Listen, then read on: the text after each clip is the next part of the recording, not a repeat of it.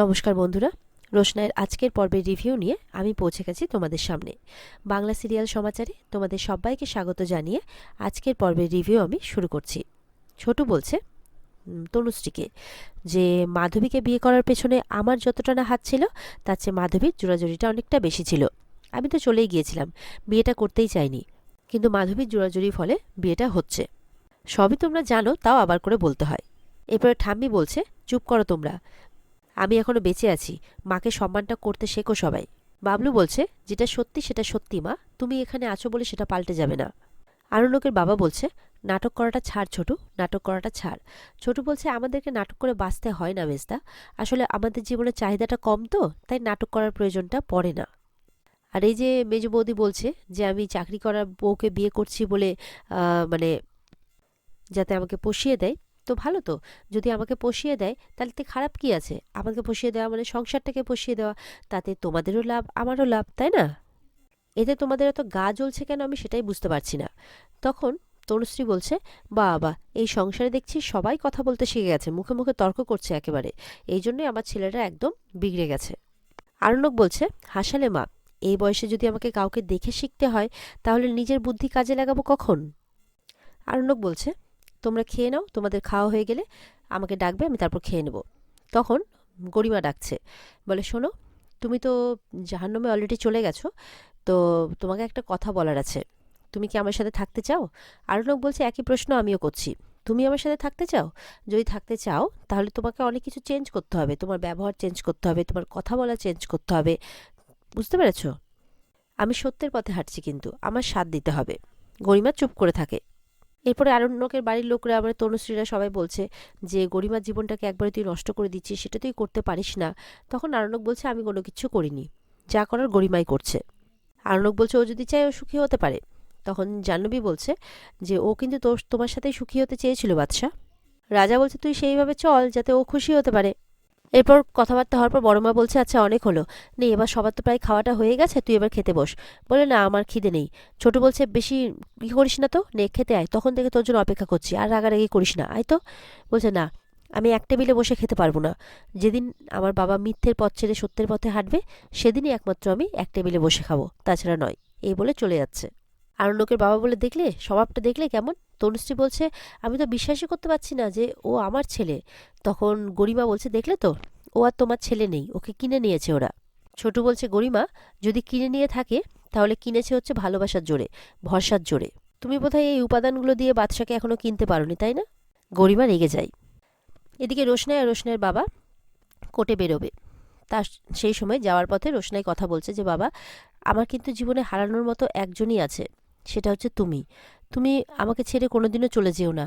সেদিন যে তুমি স্যারজির সাথে ওই রকম কথাবার্তা বলছিলে যে মানে স্যারজি আমাকে দেখে রাখবে, স্যারজিকে আমার দায়িত্ব দিচ্ছিলে, আর তুমি চলে যাওয়ার কথা বলছিলে, এগুলো কথা কিন্তু তুমি বলবে না, আমার একদম ভালো লাগে না। তখন রোশনাইয়ের বাবা বলছে, দেখ, আমি দেখেছি, বুঝেছি যে আরণ্যক ছাড়া এই পৃথিবীতে ভালো তোর কেউ চাইতে পারে না। আর তাছাড়া মুখে তুই যতই অস্বীকার করিস না কেন, আরণ্যককে দেখলে যে তোর মনটা চঞ্চল হয়ে ওঠে সেটা আমি বুঝতে পারি। দেখ, আমি বাবা হওয়ার সাথে সাথে কিন্তু একজন শিল্পীও, তো একজন শিল্পীর চোখকে তো তুই ফাঁকি দিতে পারবি না।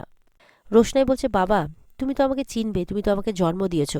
দেখো, এই বয়সে যেটা আমি বুঝেছি যে সমস্ত অনুভূতি প্রকাশ করলে চলে না, কিছু অনুভূতি মনের ভিতরেও রেখে দিতে হয়। তখন রোশনার বাবা বলছে, কিন্তু তুই সেটা আমাকে তো বলবি। রোশনাই বলছে, তুমি যার কথা বলছো সে অলরেডি একজনের সাথে ঘর করছে, আর কোথাও না কোথাও সে আমার মায়েরই পেটের বোন। তো আমি আমার বোনের কখনো ক্ষতি করতে পারবো না, ইনফ্যাক্ট আমি কারোরই ক্ষতি করতে পারবো না, তাই আমি কারো সংসারও ভাঙতে পারবো না। তখন রোশনের বাবা বলছে, যে সংসারটা অলরেডি ভেঙে আছে তাকে তুমি নতুন করে কি ভাঙবে? আর এই যে দুজন মানুষ পরস্পরকে ভালোবাসে, তারা যে আলাদা থাকছে, একসাথে হতে পারছে না, সেটা ক্ষতি নয়? সেটা তো মস্ত বড় ক্ষতি। যেমন সেই ক্ষতিটা আমার জীবনেও হয়েছে, আমার সাথে, সুদর্শনার সাথে। এরপর রোশনের বাবা রোশনাইকে ভালো করে বোঝাচ্ছে যে আজকে তো রায় দেওয়ার দিন। মানে রোশনাই বলছে, তোমার মুখ চোখগুলো শুকনো লাগছে কেন, তুমি কি কোনো কিছু নিয়ে চিন্তা করছো? বলে, না সেরকম কিছু নয়, ওই যে আজকে তোমাকে কোর্টে সাক্ষী দিতে হবে, হয়তো বিভিন্ন রকম প্রশ্ন উঠবে, হয়তো বিভিন্ন রকম কথা বলবে, কিন্তু তুমি কিন্তু মাথা শান্ত রাখবে, শান্ত রেখে নিজের কথাটা বলে যাবে। রোশনাই বলছে, তুমি চিন্তা করো না বাবা, যেটা সত্যি আমি সেটাই বলবো। এরপরে বাবাকে জড়িয়ে ধরে বলছে, যে এরপরে তোমাকে আমি আর কোনো কিচ্ছু করতে দেবো না, দেখবে আমি যেটা যেটা বলবো তুমি সেটা সেটাই করবে, তোমাকে নিজের যত্ন নিতে হবে, তোমাকে আমি একদম যত্নে রাখবো। আর বলছে এই কেসটা রায় বেরোলেই আমরা মুম্বাই চলে যাব। বলছে কিন্তু মুম্বাই তো অঞ্জন প্রসাদের জায়গা। বলে তাতে কি হয়েছে, উনি তো আর পুরো মুম্বাইটাকে কিনে রাখেননি, তাছাড়া উনি ওখানে আছেন উনি তো নকল পরিচয়ে আছেন, মানে ওনার সব কিছুই তো নকল। সুতরাং ওখানে থেকে না হয় ওনার সাথে প্রতিযোগিতা করব, ওনার সামনাসামনি গিয়ে দাঁড়াবো, কিন্তু আমরা এই শহরে আর থাকবো না। তাছাড়া মুম্বাই শহরে আমারও কিছু চেনা পরিচিত হয়েছে বাবা, তাতে আমার মনে হয় না কোনো অসুবিধে হবে। এরপরে কিন্তু তারা কোর্টে যাওয়ার জন্য বেরোচ্ছে। তখন যেতে যেতে রোশনার বাবা হোঁচট খায়। বলে রোশনাই বলছে, দাঁড়াও বাবা, তুমি হোঁচট খেলে তুমি একটু বসেই যাবে। বলে না না কিছু হবে না, চল, আমাদের অনেক দেরি হয়ে গেছে, এই বলে কিন্তু চলে যায়। কোর্টে পৌঁছতেই রোশনাইয়ের উকিল রোশনাইকে উইটনেস বক্সে ডাকছে। রোশনাই উইটনেস বক্সে উঠতেই তাকে তার নাম জিজ্ঞাসা করা হয়। ফার্স্টে তো রোশনাই বলে, তখন রোশনাইয়ের উকিল বলছে পুরো নামটা বলুন যাতে কারো কনফিউশন না হয়। তখন বলছে রোশনাই মিশ্র। তখন আরণ্যকের বাবা উঠে বলে, প্রথমে উঠেই ভুল কথা বলছে, কারণ রোশনাই মিশ্র কী করে হয়, এখনও তো এটা প্রমাণিতই নয় যে ও রঞ্জন প্রসাদের মেয়ে, সুতরাং ও তো রোশনাই গাঙ্গুলি, ও সমস্ত ডকুমেন্টসে তাই আছে।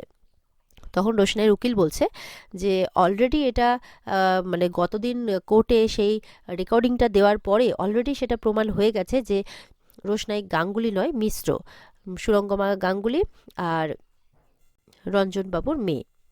সুতরাং ডকুমেন্টসে কি আছে না নেই সেটাতে কিছু এসে যায় না। এরপর রোশনাইকে সেই দিনের ঘটনার কথাটা জিজ্ঞাসা করা হয়।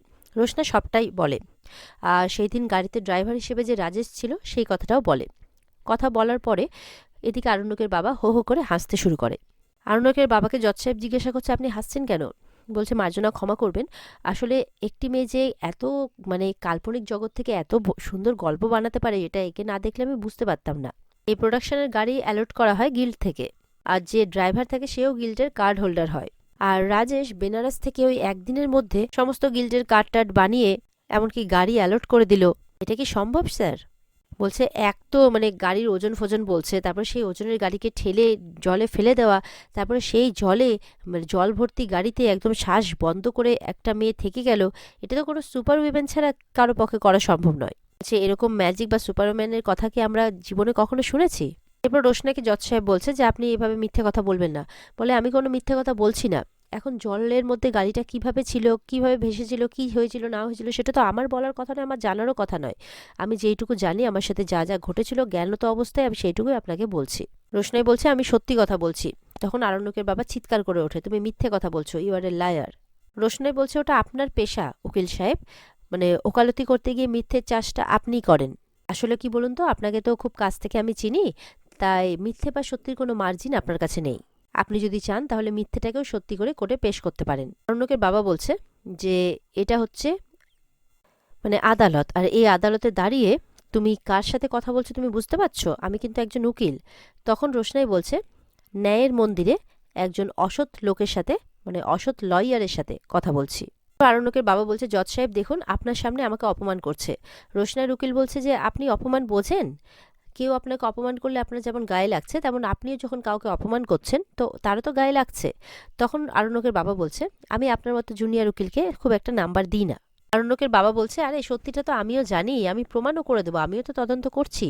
সেদিন রোশনাইকে যেই ছেলেটি নিয়ে গেছিল আমি এবার সেই ছেলেটিকে সাক্ষী হিসেবে ডাকবো।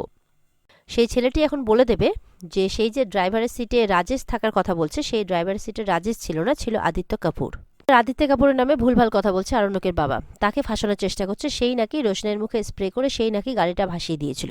এবার তো রোশনাইয়ের উকিল হাততালি দিচ্ছে, বলে, বাবা কি দারুণ গল্প বানিয়েছেন আপনি, না উকিল না হয়ে যদি কোনো ঔপন্যাসিক হতেন বা কোনো গল্পকার হতেন তাহলে দেখতেন খুব ভালো গল্প লিখতে পারতেন, খুব নাম হতো আপনার। কিন্তু আপনি ভুলে যাচ্ছেন এটা বোধহয় আদালত, এখানে কোনো গল্প শোনা বা বলা বা কোনো উপন্যাস লেখা এগুলোর কোনো জায়গা নেই। মিথ্যের মাঝখান থেকে সত্যকে তুলে আনা, সত্যের দলিলটা সবার সামনে প্রকাশ করা, এটাই আমার কাজ, আর আমরা সেটা এখানে করতে এসেছি। এরপর রোশনাইয়ের উকিল বলছে যে আমি এখানে একজনকে ডাকবো যে পুরো ঘটনার সাথে জড়িত, নীতিশ পাল, সেই প্রোডাকশন বয়। এরপর নীতিশ পালকে ডাকা হয়। সুরঙ্গমা তো দেখে একদম ভয় পেয়ে যায়। এদিকে সুরঙ্গমা বলছে যত সব মিথ্যে সাক্ষীকে নিয়ে আসছে। তখন বলছে, তুমি জানো নাকি যে সাক্ষীটা মিথ্যে, নীলাব্জ বলছে। সুরঙ্গমা বলছে, না সেটা নয়, তবে এটা ছাড়া আর কি হবে? তবে তুমি আমার পাশে দাঁড়াতে পারতে, এরা এখন আমাকে জেল খাটানোর প্ল্যান করছে। তখন নীলাব্জ বলছে, তার মানে তুমি এটা ভয় পাচ্ছ যে তুমি এবার জেলে যেতে পারো?